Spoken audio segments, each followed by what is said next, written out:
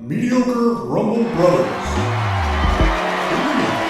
3, 2, 1. All right, welcome to Mediocre Rumble Brothers. I'm Jordan, your host, and the team Corey, Edwin, and Udon. Today we'll be chatting about our Secret Santa Claus episode that we had done for last year. But before we start, please be sure to follow us on Spotify channel and like and subscribe on our YouTube channel to stay up to date with upcoming episodes. It really helps us out.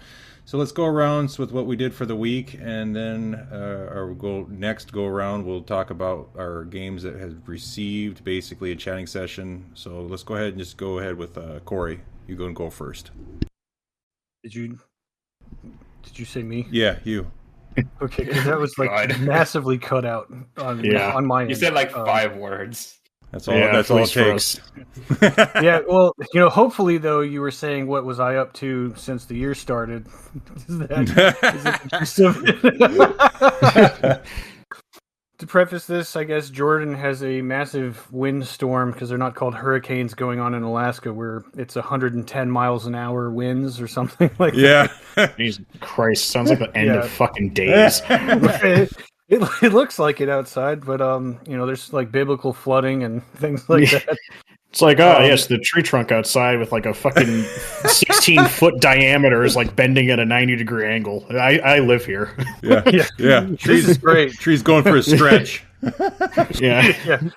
Well, so far, we're coming back from the holidays. It's been fairly busy, a lot of traveling, seeing everybody and all that jazz. And, usually with the holidays comes a lot of gaming. So I've been playing a lot of stuff, actually, just things to get short videos for our recommendations. I have 7 videos on queue for that. So I got to play a lot of like just things that I've beaten before and enjoyed playing. So it was fun diving back into those. Some retro games.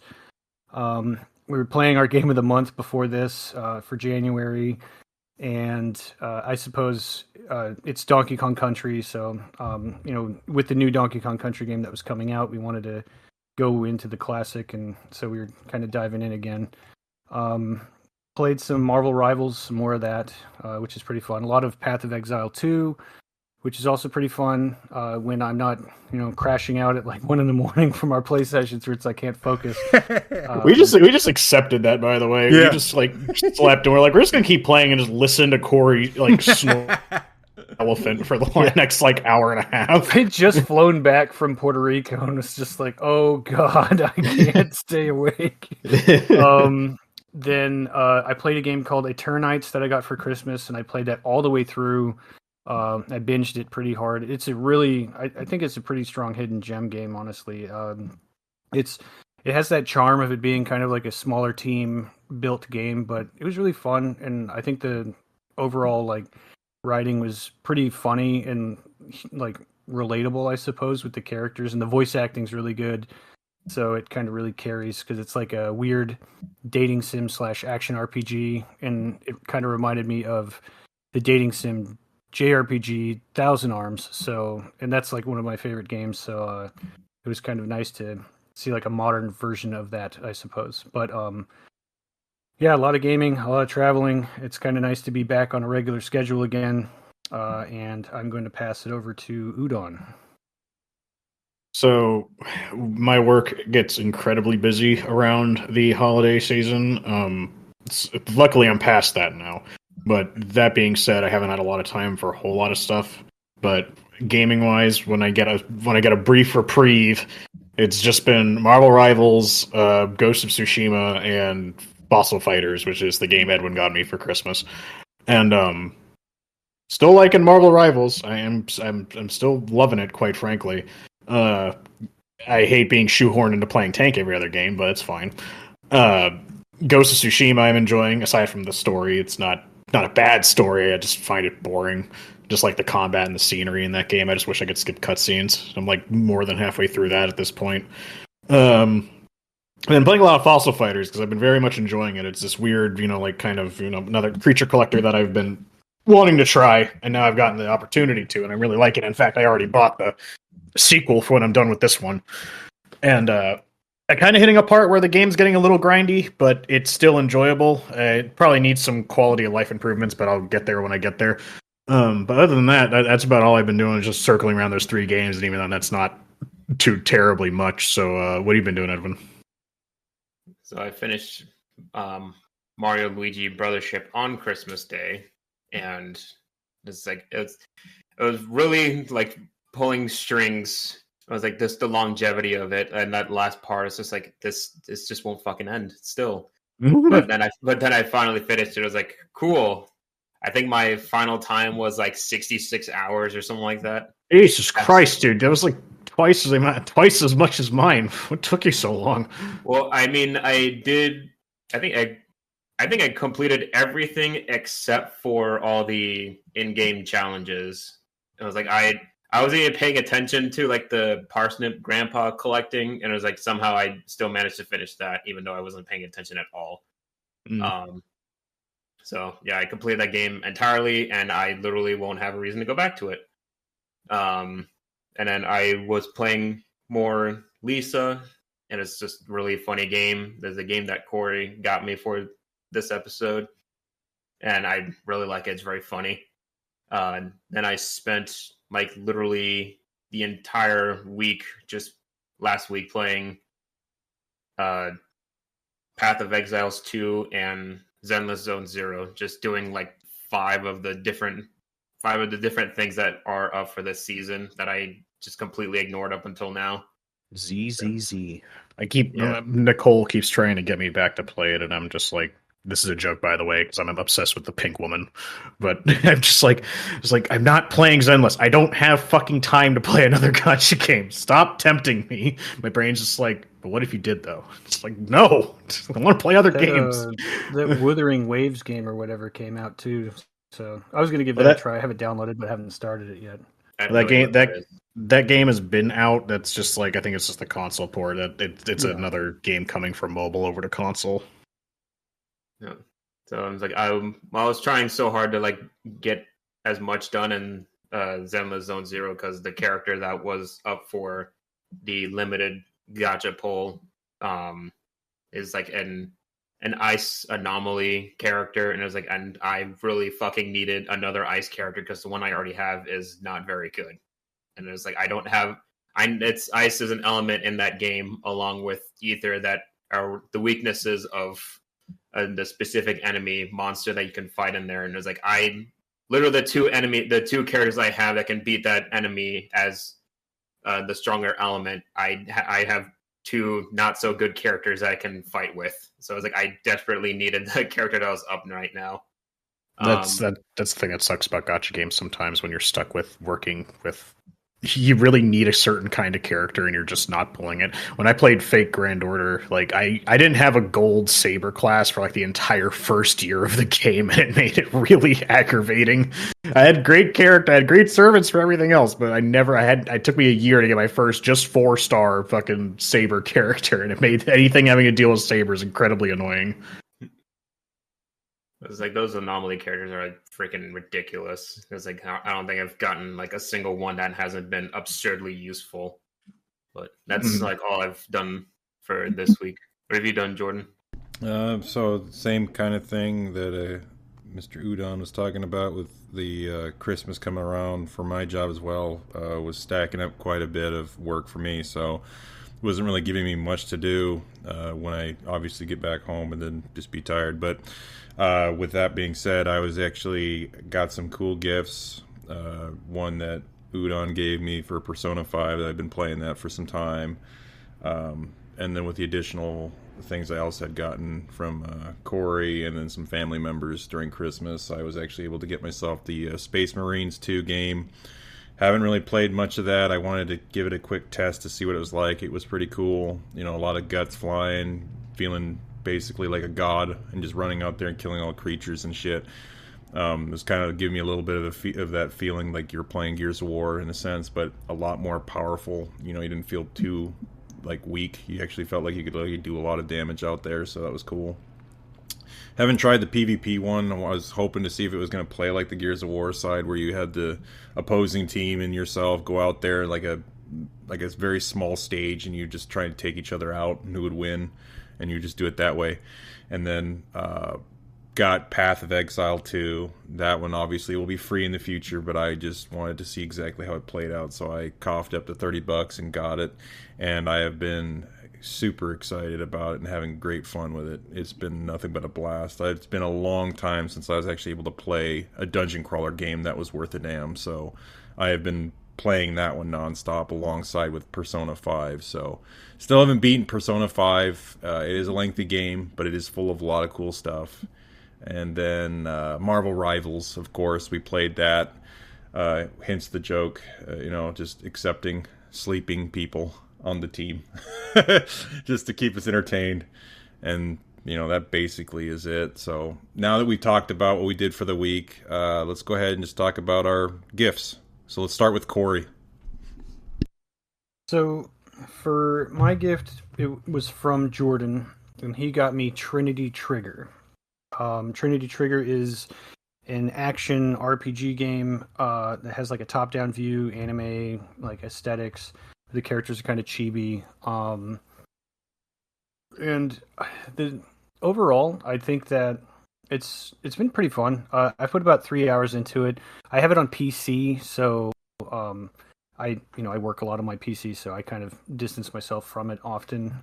But sometimes when I get a chance to turn Steam on, I don't have that many games installed right now, but it uses controller support, so I can kind of still sit back on the couch and play it like it's a normal console game, because console peasant. But Trinity Trigger has been pretty good so far. It's multi-characters. You get different items that kind of do you get the characters use different weapon types. So I just unlocked, I believe, the lance, and so I have a sword, lance, and bow, and you can swap between the two characters. I think there's co-op as well, but I haven't unlocked that aspect of it. But I've been enjoying it so far. At an ice level, I'm about to go from there. I just ran into a new item shopkeeper person, and they're going to let me pass into the next zone, because you kind of go into these temples, and once you make it through almost like a Zelda type dungeon, but not really any puzzles, just kind of lanes and enemies. There's some button pressing, unlock door stuff, but it's not overly complicated. But you get to a boss, you beat it, then you unlock the spirit to get a new item that's kind of associated with almost like a Pokemon-esque character that joins you. So you get these little dudes that you can kind of spend experience points on to get more move sets. So there's a decently complex skill system for moves and things like that. So as you go through it, the growth rate in playability is pretty steady, so it doesn't get boring, which is nice. And you can change out your combo sets. So for the bow, for example, you can do a triple shot that's a widespread, or you can do an arrow rain move, and you can also switch the NPC that's following around to do stuff too. So it has a lot of customization for something that looks very simple. And so not necessarily deep into it, but 3 hours is pretty good to kind of get an idea for the combat flow and everything else. So it's pretty fun so far. It's a little casual, so when I don't want to play something that's super hardcore, I can pop that on and play it for 30 or another hour, I guess, like a lazy morning, and kind of get through an RPG game, because I do enjoy that genre a lot. So I guess the question for you, Jordan, is what brought you to that selection for me? So when I was looking through being able to find out exactly what would be a decent game to gift, that which was a very hard thing for me to do, because I obviously couldn't ask you and say, hey, do you have this game? Do you have this game? Because then that would basically destroy the point of a secret gift. So I had to try to figure out if this was something that you didn't have. So the best thing I possibly could do is just to see what would kind of, I guess, find it as a I guess not a desire, but like just something that you would really like. And I know that you're really heavy into the art styles that come across, like Final Fantasy, Tales of Symphonia, and all that stuff, where they've got those arts that we've been looking at as kids for quite some time. So I saw that there was some sort of resemblance with that type of art style. It kind of looked like Crystal Chronicles on the front of what they had advertised, and then looking at the gameplay, it was reminding me like a very simple Mana, like Tales of Mana, or not Tales of Mana, but the Mana series. Which Mana? Yeah, which right. Mana was it? Right. Yeah. So I played that. I didn't play it, but I watched people playing it, and then I saw a lot of good reviews. So I kind of figured that might have been a good thing to show, since it was kind of like a RPG-esque kind of deal / fighter beat 'em up kind of thing by what I was seeing. So just wanted to give that a shot and see if it was going to be something worth a while. So that's why I made that choice. I know it's good. I mean, I like it. It kind of scratches an itch for, like I said, more casual RPG, because there's Path of Exiles and then there's this. So it's like, if I want the Chuck E. Cheese version, then I'll kind of go to the the Trinity Trigger to kind of be like, oh, this is a little bit stress free. The monster designs are more like adorable, similar to Mana, I guess, unless it's a boss, when they're a little bit more like designed up. Like I fought like an ice giant or something that might be in the video for this, honestly, for the clip that I recorded. But yeah, it does kind of have a similar what is it, Crystal Chronicles art style, and it does have some voice acting and things like that, so it's nice. It has some voice acting, just like as a thing. Well, yeah, What's like I mean, the story with it? Like it's a JRPG, right? So like, what epic are you doing? Did you kill God at the end? Well, I haven't. I'm sure that's where it's going, but right now I'm kind of just unlocking spirits to take on some, like, I don't exactly know what the journey is. It kind of starts out with like, I found some chick, I saved her, and now we're both together. And I think the main like point is what I'm about to like talk to that person, because I'm going to have to go gather all of the rest of the gear, because I can use it's like something with like I can use a bunch of things. So it's like, oh, you have the elements or whatever. So insert kind of generic plot line here, but I'm about to get that roadmap laid out in front of me because of this forced story, like moment in town where it's like, go talk to this person, you can't do anything else. It's like, okay, I'll go get my major quest now. So what's up, girl? Want to kill God? Yeah, basically they're just like, well, maybe the king's corrupt, but it's actually the advisor. Oh wait, no, it's God. I just it's like, I don't know what's happening. It's like you just appear and you're like, I don't know who I am, what I'm doing. All I know is that I must kill. Yeah. I got a sword in my hand and some sort of weird talking animal friend. I must be in an anime game. Yeah, but overall, yeah, I'll probably get more like footage for the episodes moving forward from it too, just because I'll pop it in every once in a while and give it a go between the onslaught of other things. But I got a list of like, I think 20 something games next to me for the lineup of shorts that are going to be coming down the pipeline, so it's fun. Just a lot of gaming ahead of me, but I'm glad to add Trinity Trigger into the roster because it is kind of fun. And with that, I will move over to Edwin. I believe you're playing the game I got you, which is Lisa the Painful. Yes, specifically Lisa the Painful, because apparently there's like 2 other games. I'm only aware of the other one being named The Joyful instead, which I think is by the girl in the story's perspective. So, but this one is from the guy's perspective, which is named Brad. But Lisa the Painful is a side-scroller pixel art indie game that I've heard for a very long while, though I did not know it was as goofy as it was. I've only heard like how difficult and horrific it is. So it's like, it kind of thought it was a horror game in a sense, but it's absolutely ridiculous for how it seems up front. But the story, which is like right off the bat in the beginning, is you're pretty much playing a guy named Brad who has a very rough childhood and only has the one abusive father. The mother is unnamed.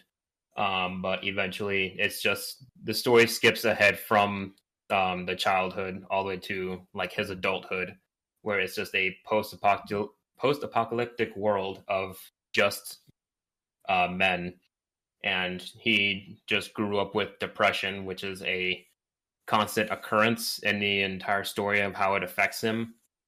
But like the world is now just men, and women are just like a very scarce species, I guess. But like the whole thing is everyone just like living up in a kind of desert like area in the beginning, and then as you go around the area, it just kind of changes to like just some forest, a swamp, to just some modern kind of rundown civilization type thing. So as like I'm not entirely sure how the world looks entirely. I'm only halfway through the game. But that's just like some of the places that I saw. But the story is basically as you're like trying to live life in that hellhole, you come across a baby just in the middle of nowhere, and then when you bring it to your friends, they ask you, why would you want to? You declare that you want to take care of the baby since you just found it in the middle of nowhere, and then they ask, like, why would you want to do that? I was like, because he wasn't treated very nicely when he was a kid, so he just wants to at least become a good father to someone. And then when they asked him, I was like, oh, what's the baby? And it's like, it's a girl. It's like, oh fuck. So now raising that kid is gonna be a million times harder because it's in a world of just men, and they already knew what might happen if anyone found out about it. So they try and raise the child in complete secrecy. But obviously that only lasts for a few years. It doesn't explain how much. I would assume maybe like 5 or 8, depending on like how the child like is like shown in the game. And I'm not really sure what the age is, but eventually your house gets attacked and your child is obviously taken, but your friends are all killed, or at least most of them. And so that's where basically the game starts, as after you lose your kid. But along with the post-apocalyptic world, there is a very specific thing that goes on in the world. It's just adding to the craziness of it. There's a specific drug that your character is addicted to. It's not exactly an antidepressant, but it works in a similar way. But it's a pill called Joy, where if you take it, your character just feels absolutely nothing. No sadness, no anger, no happiness. But you can't. It's something that a bunch of characters are addicted to, but it is an actual item that you can find and give to your characters, regardless if they want to take it or not. But it is incredibly powerful, as it doubles all your character stats, and they take massive damage reduction. But it's only for a little while. But the withdrawal of that, even if your character isn't addicted to it, they were in their character lore, so they'll have an effect called withdrawal, which is probably one of the worst. No, it is the worst status ailment that you can get, which pretty much cuts your entire stat list in half, which is just a pain in the ass, and it can happen very randomly. But pretty much the world is, obviously, you start off in the desert, like I said, and then you just make your way through the world through a whole bunch of nonsense. Your currency is, well, fitting enough, is porno mags. So you just trade those off as your currency. You can find them laying around. You can steal people's stashes lying everywhere, with or without consequence. And you just run around, talk to as many people as you can, see if you can have them join your party, start a fight very randomly for no apparent reason, no matter what you did, or just try and find a direction to go. So talking to people is very complicated. It's like you can just walk up to them and they'll start a fight with you, or they'll just join your team just because. Or if you find a bar, you can pay them in mags or do something very small, or just like buy them a drink and they'll join you. That's how I got a few of them. But there are, I think, 30 different characters that you can get throughout the entire game. Some of them you can very easily miss because it doesn't exactly tell you, hey, this is a character that you can put on your team. It's like you get them like immediately, you can get them like some time later, and then after you get a specific item, you have to go all the way back to that one character to actually like have them on your team. It can range from, obviously, like I said, buying them a drink, or just like going to find something on top of a mountain. In one case, I had to go through this entire puzzle of dodging enemies just to find a golden chicken to give back to a guy named Rooster. I was like, oh, this is obviously yours because you have a house full of chickens. Okay. But the enemies can either be just random people, very mutated enemies, or just a bunch of weirdos. And it's just very funny. Just a bunch of weirdos. I mean, it's just funny to me. I mean, there's guys like rolling around in barrels and then just poking guns out, and then there's a guy who tried to ambush me, but if you look closer at him, he's wearing 2 eye patches, so he can't see anything. So I don't know what his plan was exactly. But like, just to explain like how some of the weird stuff that happens in this game. So I went through a cave, and I came out the other end of it, and there was a guy just like trying to teach a bunch of young kids, mainly boys is what I could see from it. And then they were just like trying to keep them safe as like a kind of his makeshift daycare. And they were, for whatever reason, playing with matches. So I was like, oh, and start a little fire. I was like, hey, dude, Brad, can you go grab that bucket of water over there and then put out the fire? That was not water that I grabbed. That was fucking gasoline. So I set all the kids on fire. Oh, it's hilarious. And sorry, not the child murder part, just the fact that you're allowed to do that. It's like I don't think there was a way out of that because he didn't give me other option. And then another one, just like you get this fucking canister, you just like, you just take a sniff and you're just like, huh, that does not in any way smell like water, but I'm going to assume this is water. I don't know. It's like it's the way that whole conversation goes is just like you have no choice. That was going to happen one way or another. I know. It's just fucking weird. It's just fucking fun. I like learning more about this game because I always hear I've watched YouTube videos of compilations about like disturbing games or games with dark stories, and Lisa the Painful's brought up a lot. And so I just like hearing more about the game. Hell, when you said there was combat in the game, I was like, "There's combat in the game?" I thought it was a glorified visual novel almost.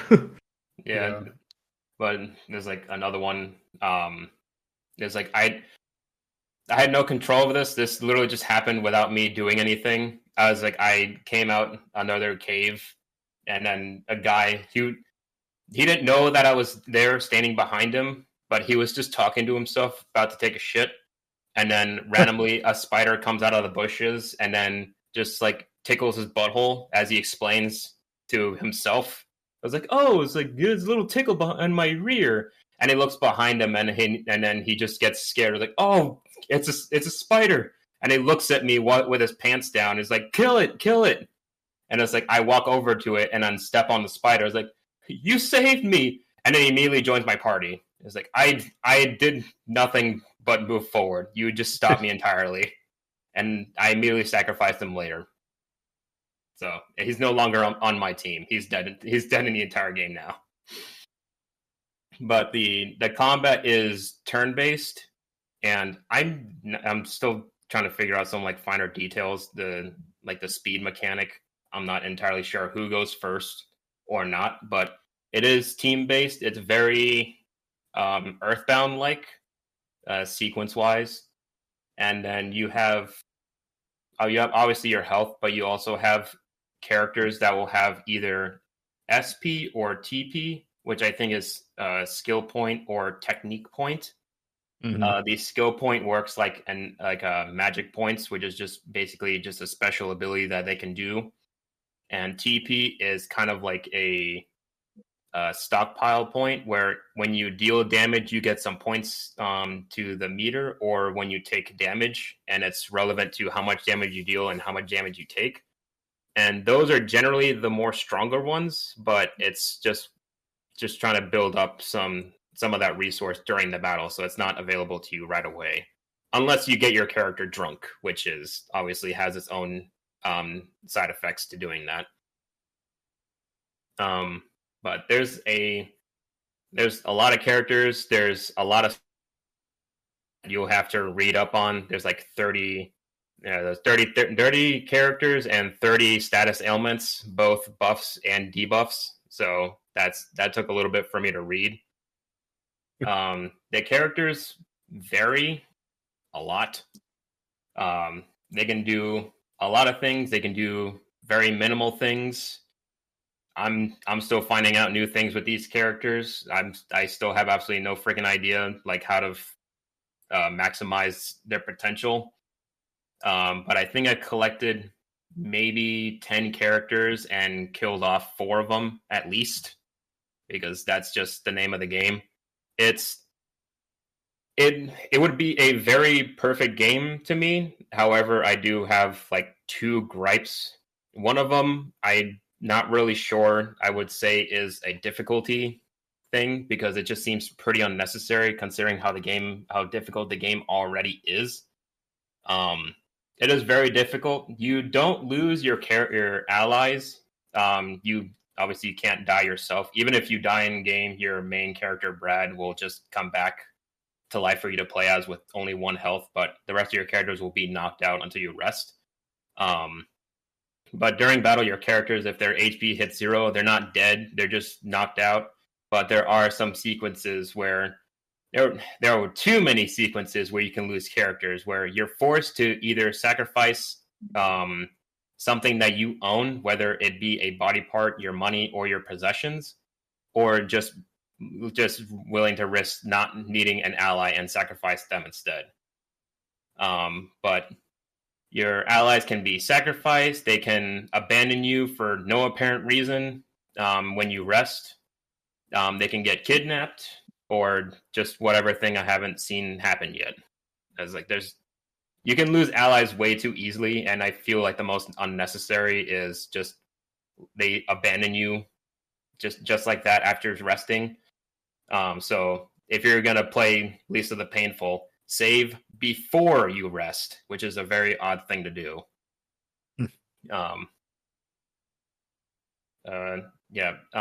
So for the story throughout the entire game, it's like mutated enemies, there's regular enemies, there's like some gangs and stuff. But within all that, there is no direction in the game, which is another gripe that I have.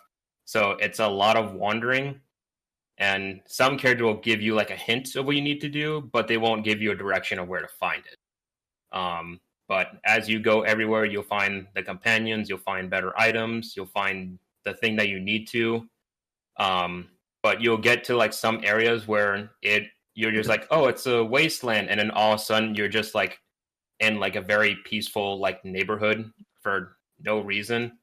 And I realized I was like, oh, this is just an illusion on account of your character's depression. So randomly throughout the game, you'll end up in just like an illusion of your character's Brad's mind, where he's just trying to cope with his past or his withdrawal of the joy drug.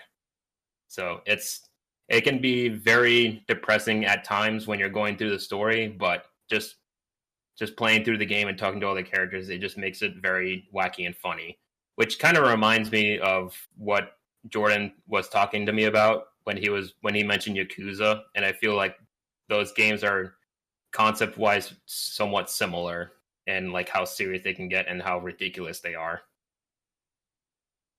But Corey, why did you get me this game?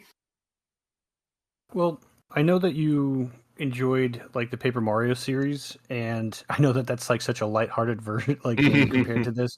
But you also play Darkest Dungeon.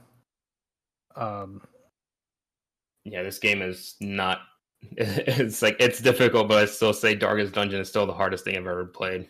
Yeah, but like you kind of have more of a like gimmicky RPG like background, like rather than Final Fantasies that are pretty straightforward. And I don't know, maybe outside looking in might think Final Fantasy is more gimmicky, but you know, typically you have your team lineup, you have your basic story, you gain experience, you know, you automatically unlock moves rather than pick what you're getting. And you know, generic RPGs from like Super Nintendo and PlayStation 1, you kind of lean more towards things that have interesting battle mechanics or something unique about the play style in general. So Lisa is a game that I've been kind of looking at, like Udon was saying. I've watched so many videos about the game itself, and I have a copy of it now as well, due to strange shipping issues when we were doing this initially. So I ended up with a copy of it too.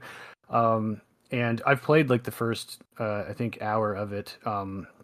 But I've always wanted to play it, and it seemed like something that you might enjoy because of how silly it is, but at the same time challenging. And like when you look at a screenshot of the game and you knew nothing about it, you'd be like, "Oh, this looks stupid."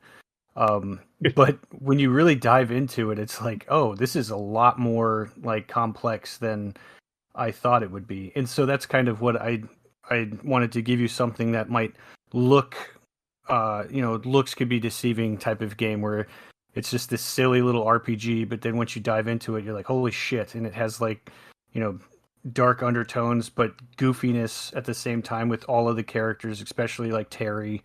You know, and it kind of felt right in your wheelhouse of the games you lean towards, for RPGs at least.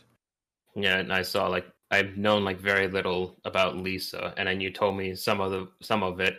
So when I realized, I was like, oh, that Lisa was the game you got me, my first reaction was like, oh god, no, this is gonna be such a pain to beat.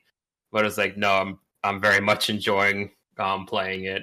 It's definitely gonna be on like a top 10 list for me. That good, huh? Yeah. It can be grinding, but it gives you like a lot of opportunity to do that, so it's not that much of a problem to get through. It kind of has the like Undertale like visual style where you're like looking at, if you like, Undertale is another one, if you looked at a screenshot and knew nothing of it, you'd be like, oh, that looks stupid. But it's so much more than just the visual side, and like that's kind of nice that like that's another thing that drew me over to Lisa, is because of games like Undertale that exist, and you're like, maybe there's like a lot more context that I need to appreciate it. And so it's definitely like, I would recommend that game to a lot of people that enjoy RPGs in general. Not Undertale, but Undertale, but Lisa the Painful is something I would highly suggest people that dig RPGs play. No, I definitely recommend Lisa. But Udon, what have you been playing? Well, when I visited Corey, and by the transitive property was visiting you, you gave me Fossil Fighters for the original Nintendo DS. And I was very happy with it because it's always a game that's been on my radar. I remember when I used to have subscription to Nintendo Power, there was like a, you know, they had a little article on it in one of the magazines. I always thought it was cool. I just love dinosaurs in general. I love dinosaurs. And sense that where I like hanging out with dinosaurs, not like a Jurassic Park scenario. Fuck that. Because I play a lot of Ark, much to my chagrin. I wish the game was better, but that game gives me an experience with dinosaurs that no other game can. And of course, I really liked Pokemon too, and it was like basically a creature collector dinosaur version. And I'm like, that's dope. But I never ended up buying it. So when you handed it to me, I was very excited. And I didn't get to play it while I was there because I didn't have my DS with me. But when I got back, I started playing it. And Fossil Fighters, unironically, I really think is a hidden gem on the original DS. I don't think. I mean, I know it doesn't go for much, like $30-ish, I guess nowadays. So clearly, not a lot of people have like super love for this game. But at first I thought it was just this game. But then when I was talking about it, Corey, you reminded me or you brought up the fact that there was actually 2 sequels to this, and I was like, oh, so this was loved enough to have some sequels to it. And playing it, I definitely like. And I remember watching a video, I think it was Jaden Animations, everyone knows who she is, but she did a video about this game at one point, and I remember watching it, and I was like, damn, this game's wild. Luckily, I don't remember a lot of that video, so playing through it, I'm not like being like, oh, it's this part. But basically, it's a creature collector, but it's not Pokemon, not by a long shot. But basically how the game goes is that you arrive on this island and you're a fossil fighter. People, I guess, just in this world, people can dig up fossils and revive them, kind of a la Pokemon. Or, I guess how they justify it in Jurassic Park, actually, ironically enough, in the game, they justify it as, yeah, you dig up these fossils and we take the DNA out of it, but then we just kind of, not all of the DNA is there, so we kind of add whatever in to, like, finish the DNA sequence. So the game has like real dinosaurs, but also has like completely fucking made up dinosaurs. So it's nice either way. As long as I have a T-Rex, which it does, I'm fine. So you get to the island and you start just digging up. You dig up fossils, you revive dinosaurs, and the whole idea is that you rank up in like the fossil fighter arena and become the best fossil fighter ever. And how the game structure is, like, you keep coming, like, this game has, like, a hub world. You're not, like, on an adventure, like, a la Pokemon, where you start in one town and end up somewhere completely different. You start at this hub world, and then you basically transition to, like, these different levels, all stylized to, like, plains, or, like, mountains, or underwater, even. And you go there, and you dig up fossils, and you bring them back, and you clean them, and you revive them, and then you fight.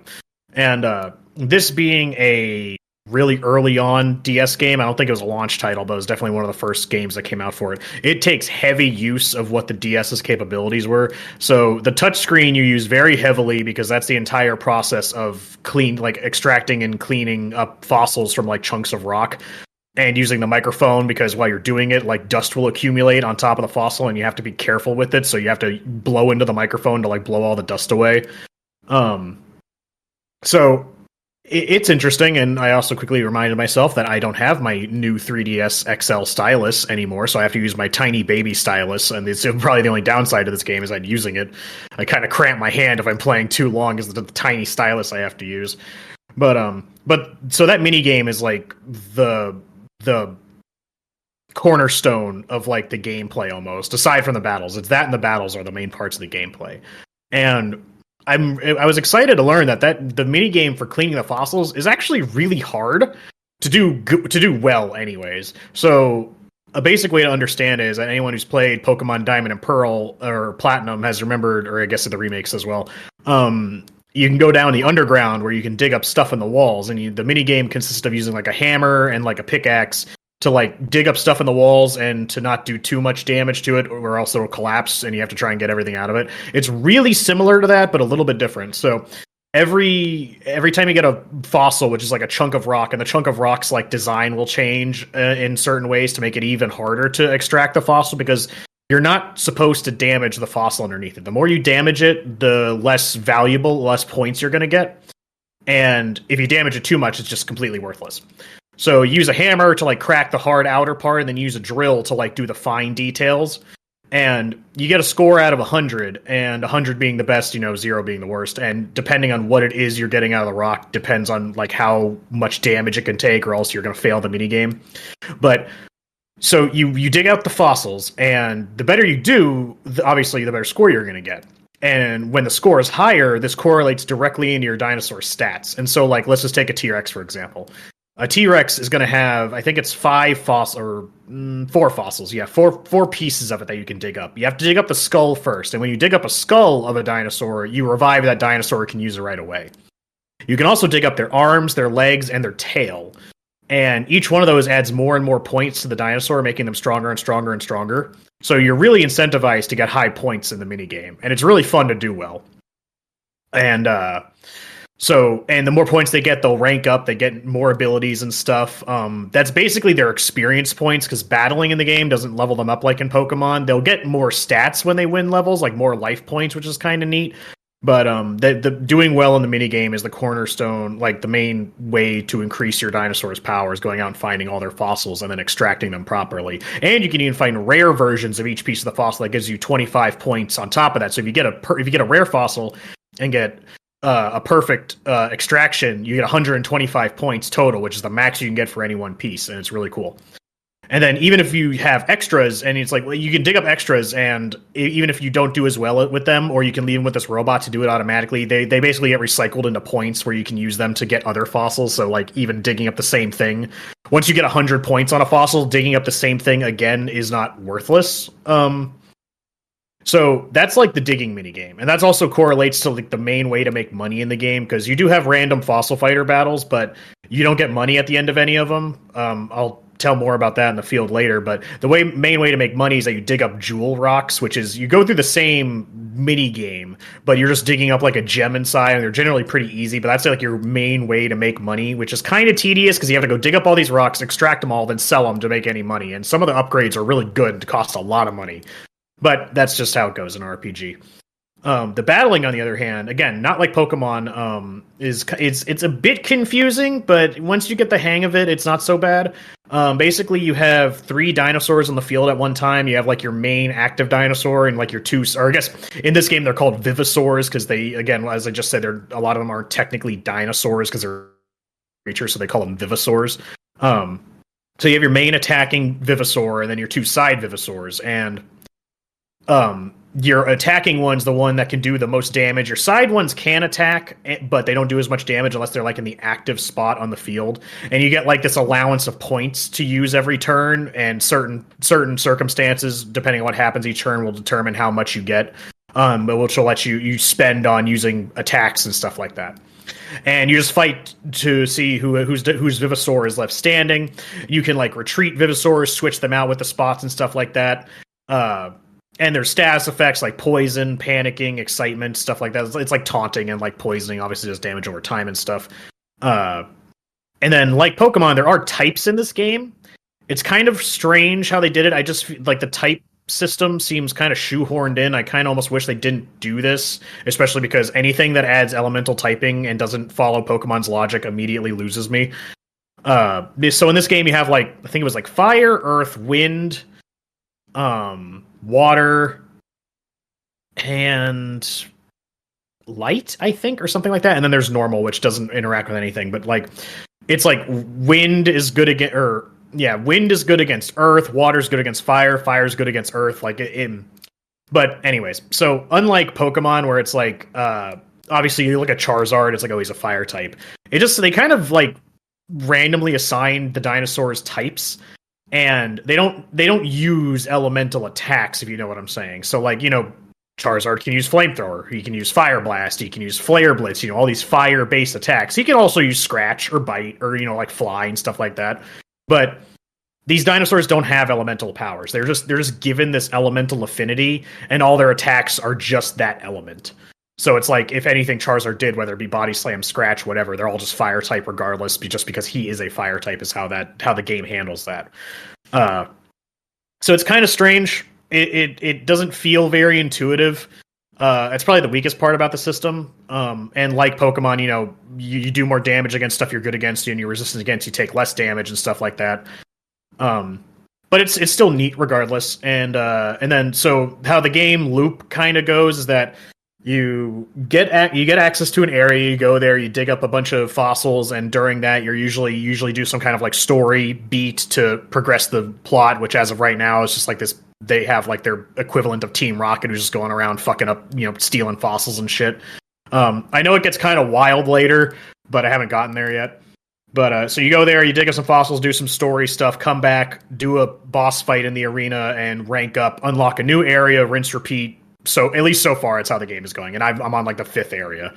The thing is that how random encounters work in this game is that when you're digging up fossils, typically when you dig up either a rare fossil or a jewel fossil, a random fossil fighter will jump out of the hole you just dug and be like, "Hey, I want that rock," and like, let's fight. And you can say no, but then you have to give up the rock you're holding. So when you're grinding for money in the game, you have to find it first, dig it up, fight a battle, extract it, then sell it. Like, it's a whole process. I'm starting to find that out now in this like little bit of a grindy section I'm in. It's not terrible, but it does slow down the progress a bit. Where you have to go through so many steps just to do what would assume to be a simple thing. So that's basically the gist of the game, and I really enjoy it so far. It's simple. Like, I wish I had it as a kid. My kid self would have loved this game.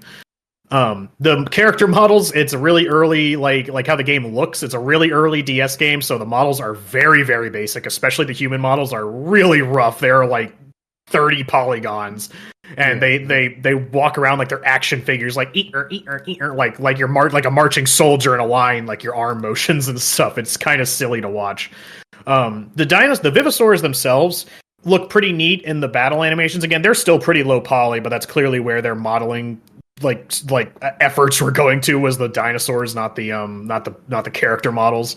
And the animations are pretty good. You don't actually see them hitting each other, but each dinosaur has different attacks that they have their animations for. Like, you'll see your dinosaur, they do an animation of like bite, swipe their tail, shoulder check something, and then it'll cut, and then you'll see the other dinosaur getting hit, just like, it's basic, but the graphics are nothing to write home about, but it's an original DS game. It's not really meant to be. The colors are nice. The character design in general is pretty nice. It's not really it's like more of a cartoony style than an anime style. And what I've seen from the box art of the games as they go on, it does get more anime. But I really, really enjoy it. And I'm looking forward to playing it more. In fact, I stayed up probably 2 hours later than I was supposed to last night, trying to go to bed, just playing it until I was like, okay, I really need to go to bed. But why'd you get me Fossil Fighters, Edwin? We did have a conversation about old games before, and you mentioned Spectrobes, and I was thinking of getting Spectrobes for you, but I didn't know which one if you had it already or if you were going to get it. So I kind of like looked around, and then I thought of Spectrobes to get you, because I did actually have both Spectrobes and Fossil Fighters, but eventually I did remember about Fossil Fighters because I also saw the same video that you mentioned for Janet Animation. It's like, oh, I had this game. I was like, I think I liked it, but it's similar to Spectros because they're both Pokemon-like. So I was like, I figured that you would also enjoy that one. So that's the one that I got you. Yeah, well, I appreciate it. I am having a ton of fun with it, and I actually can't wait to beat it and just move. I'm like, say, I got the sequel lined up where it looks like you get Jurassic Park style car, Jeeps and shit like that you can customize. It looks like it gets wild in the later entries, but it's definitely a hidden gem. I wouldn't go so far as put it in my top 10 anywhere, but definitely something I'm glad I have, and I'm glad I'm gonna to finish as I keep playing it. So I really appreciate it. It was really, really cool. I was kind of looking into Fossil Fighters a bit, just trying to see like what the origin of it is, but it doesn't come from like an anime, which surprises me because Fighting Foodons was an anime. I don't know if that ever got a game, but it does have a manga. Oh yeah, that's right. You told me about that. I would love to find that. It's a very interesting concept. Especially just going out like a new IP, going out on a limb. But that was back in the day when we could afford to make new IPs and didn't just let indie games take care of it.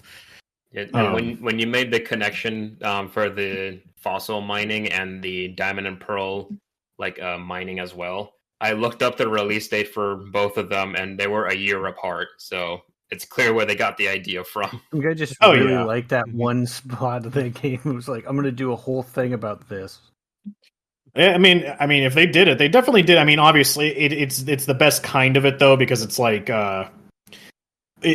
yeah, you got the idea from this, but you made it your own thing. It's reminiscent, but it's definitely a lot harder. Well, Diamond Pearls is pretty hard, but since this game revolves around that, it's very satisfying to do well in it. Whereas Diamond and Pearls, fuck it, collapse. I probably just missed out on a shitty sphere or something I didn't need. Yeah, I mean, maybe 3 sequels or something like that. There was a whole franchise for that game. Yeah, I was surprised. There's this one, and then I think there's one more after it before they gave up. And it keeps getting made by different people, but the original people who made it are involved, but they were only 100% doing it the first time around. The studio's name, I lost it, but I don't remember what it was. But Might look into what else they did because, like I said, this is a pretty good job. It's a thumbs up game. It has its issues. It's not anything fantastic, but I still think it's something worth a look at for anyone who's interested in creature collectors or dinosaurs. Definitely Anything that unique. gets me away from playing fucking Ark is good in my book. Yeah, it's definitely a unique monster collection type of game because I mean dinosaurs. You'd figured that would have been done already, and I'm not really going to count Digimon because they basically go to dinosaurs and then turn into tanks. Or like gods or just people or whatever. Yeah, Pile or of poop. cactus. Yeah. All right. Well, Jordan, how did you enjoy your Christmas present? I enjoyed it quite well. Yeah, this was a gift from Udon to me. It was Persona 5 Royale. This was one I definitely was jumping on and playing. I was not sure exactly how I was going to go about it since my last Persona 4 that I had, the experience I had with that game. It was just whether or not if I was really going to grow into liking them. It was one of those things that I wasn't sure about, so I just had to take little by little, and then actually fell in love with this game. So now I might possibly go back and touch up with Persona 4. It might have just been something that just had to grow on me. Being that I was more into action games, something that didn't require a lot of reading and such. I was more quick into action and such, fighting games and such. So now that I've gotten back to this point, it's a very well detailed story. Knowing that the creator of the game was really wanting to bring out the real side of how life can be cruel, unfair, disgusting, and such, to be able to let you go through that experience and figure out if that was something that you've actually gone through in your past life, or something that you would just figure out and find out from your own, that the world is not a perfect place. So it's pretty cool that you're starting off with some pretty cool art. I do like the style of how they have it. The intro and everything is very colorful. It definitely does help out a lot as well when you're playing on the PS5. When you're running it at high grade graphics and such, it doesn't make it pop out very well. And starting it off with the story that you're just going through, you're trying to do a simple mission and you end up getting caught. Basically, somebody gave the word out to where you were, and then you were notified by the feds, and then they got you. Now you're being interrogated, and then this whole basically play out is just recalling all the past events to the current time of where you're at in that seat in front of the interrogator. And so you're just running through individuals, and you start off in the school, and that's where you are. You're a high school student along with the other friends that you pick up along the way, that you end up building up this team that ends up calling themselves the Phantom Thieves. And they're basically helping to take care of disordered desires of individuals that have basically just lost their mind with how things are to be in their own world. And one being that with Kamoshida is the name of the volleyball coach, which has some pretty bad side to him that is probably not appropriate for most schools, but he is definitely a very strong start for a game. Like, as you're going through the very first boss you do go through, it's very intense, and it grabs you right there, and it just keeps going along the way. It's very interesting to know that each of these palaces that you're going into are very different from each other. The very first one, it's kind of hard to say, it's not appropriate, but you're going through this first one very through sexuality and such that he's been using with students and such. It's just really crazy. You end up finding a really cool friend of yours that he's a really loved character, Morgana, which is like this cat looking character that ends up building you up and getting everybody together to build the Phantom Thieves. He helps you along the way, and then he's a comical character that ends up getting on the wrong side of one of the other friends of yours that are helping you out. They don't get along very well, but it makes it very more comical as you're going through the game. And then you're going through different other palaces along the way, and they're all just very different, and it's just cool. Like, it is very dark, which unfortunately really appeals to me. I'm not really fond of the happy-go-lucky stories that just constantly happens. I like the things to be more realistic. It's exactly what's going on out there, and so that they really bring that out. And so you're constantly dealing with these crazy sides that you didn't think that was going to be happening. It just kind of catches you for a twist.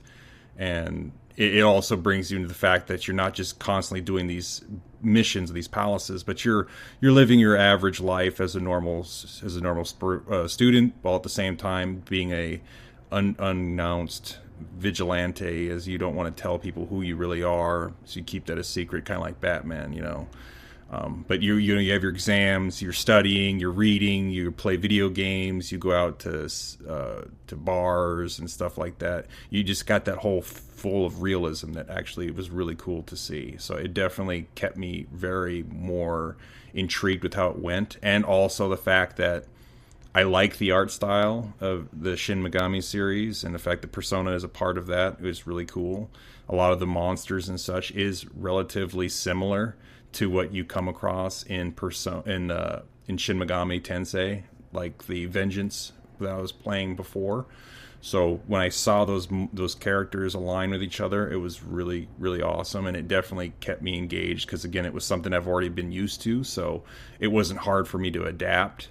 And since the Vengeance version was a lot more, in my opinion, a lot more difficult, because it was really not like letting you start off very easily with, you die, you can go ahead and just keep going. It's you die, then it's over. If you don't have enough money to pay for yourself to come back to life, you're kind of screwed. Well, as this one, it's you definitely have a start of being able to get yourself more in tune to at least adapt more better, because you'll have teammates that help you along the way. As for me, in the Shin Megami series, you're alone most of the time, so you really don't see anything besides that. So seeing a group of people that you end up getting involved with, it definitely helps you out, and that each individual character themselves has a little bit of a backstory that you end up coming across, because they all themselves end up having something that they tell that makes the story that much more better, and so that you all group together, fight a friendship, and you end up basically trying to win over evil. But the idea that it's not just one of those regular games, it's definitely a standout that I was much appreciative, because again, it's not something that you just come across in every games. It's a lot different. So I was definitely been playing it for a lot. I think I've put in 50 something hours so far into it, and again, it hasn't been like a drag or anything. There was one point when I had to go to Hawaii, because your characters are based off in Japan, so you end up going on a trip to Hawaii, and I thought this was going to be annoying, one of those fillers that they end up putting in the game, but you're only there for a very limited amount of time, and then you come right back. So that was pretty cool, and the fact that you can do all these other things along the way, like mini games and such, play baseball, it really keeps you going. So, Udon, why did you get me this game? Well, I know you and Corey have shared a lot of gaming in the past, especially dealing with JRPGs. Obviously, I already knew you liked Final Fantasy, and then we all sat through the epic saga of Jordan trying to beat Wild Arms, which was a journey of ups and downs, lefts and rights. And despite it all, you still said you liked that game, despite being rather enraged with it at times. And I'm not super crazy about JRPGs, and that's kind of weird because I love Japanese style everything. Just some JRPGs I just feel like God, just end. There's like too much going on, but me and Corey I had a roommate. Corey was friends with him in college, called Logan. He's a cool guy, but he was really into Persona series. At first he tried getting me to play it, and he was trying to get me play 3, I think, and I believe Persona 5 came out in college, and he was starting playing. I never really got into it after the fact. Just one day I was like, I'll try this Persona thing. Or no, what happened is I had a PS Vita, and I got Persona 4 Golden, and I was visiting my father, and I had lots of time on my hands, so I started playing that on my Vita. And I loved it. I finally got in. Weird things happen to me sometimes. I start games and they just don't click with me. But then the second or third time I try them, just everything. All of a sudden, all the lights in my brain start going on, and I'm like, oh, I love this. And so that being one of the few JRPGs I like, and it kind of being antithetical to some JRPGs because of how involved it is, especially with the life side of everything. I really liked it. So when I'm if I'm going to recommend a JRPG to someone, it would be that. And especially after you were saying you're playing the new Shin Megami Tensei game, I'm like, oh, he has to play Persona now. It's a JRPG, has the same enemies as, it's a sister series to Shin Megami Tensei. He'll love it. especially since it's not as ball smashingly hard as Shinigami Tensei is. Yeah. So I mean, I just took a chance. I thought you'd like it, and apparently I was right. I didn't know your love for darker storytelling, and that works perfectly in this case, so that's cool. But yeah, that's pretty much why. Just like I knew I really liked it. I knew you liked a lot of the things that I perceive that are good about it, so I was like, you'll probably like this. I appreciate it. No problem. And Corey, didn't you play some Persona as well? Right, you were playing the fifth one. I hadn't played the Persona games, but I played Nocturne. And I have with Shin Megumi Tensei 5 that I have to play. I have that on Switch. I think there's another version called Judgment. I think you might have been playing that one. I also have the Digital Devil Saga on PS2, which is a similar art style. They all shared like the same monster gallery and play style for the most part. But I haven't played like the Persona series. I've danced around that franchise for everything else that the same like team makes, like Catherine and stuff. So I'm pretty sure I would enjoy. Funny because I know you have Persona 5 like sitting on your shelf behind you somewhere, like unopened. Yeah, it's still in the plastic, but it's funny that I've just been dancing around that franchise. I'll probably dive in. I know they're long, but I've also played like Dragon Quest and stuff, and those games are also long. And it's not that the length of the game is troublesome in any way. I think I don't know why I haven't actually played it yet. I think it's just because I can't. There's only 24 hours in a day, and I'm already occupied 26 of them. Got it. You'll get into it eventually once you beat everything else you have, so probably by the time you're dead. Yeah, it was the last game I play. All right. Well, anything else we want to talk about before we end this? I think we pretty much covered it. I wouldn't mind doing this again for next year. It was a fun little experiment.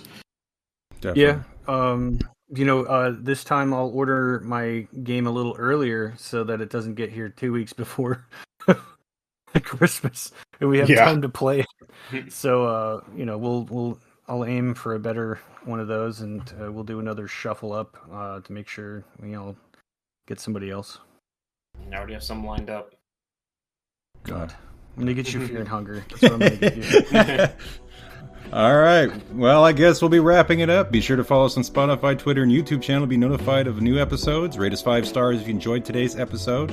And don't forget to subscribe on our YouTube channel. And for all you gamers out there, just remember to keep exploring, keep playing, and keep listening. Until next time, this is the Mediocre Brothers Podcast signing off. Thanks for listening. Yay, let's 2025 game now. Huzzah. Modern gaming. Happy New Switch Year, 2. Merry Christmas. Hey, this is Corey, and thanks for checking out Mediocre Rumble Brothers. If you liked the video, please drop a like, and if you didn't, that's fine too. If you'd like us to talk about any specific games, drop a comment below, or feel free to discuss your experience with the games that we've mentioned in the episode. You can also listen to our episodes prior to YouTube on our Spotify. Thanks for watching, and hope to see you again soon.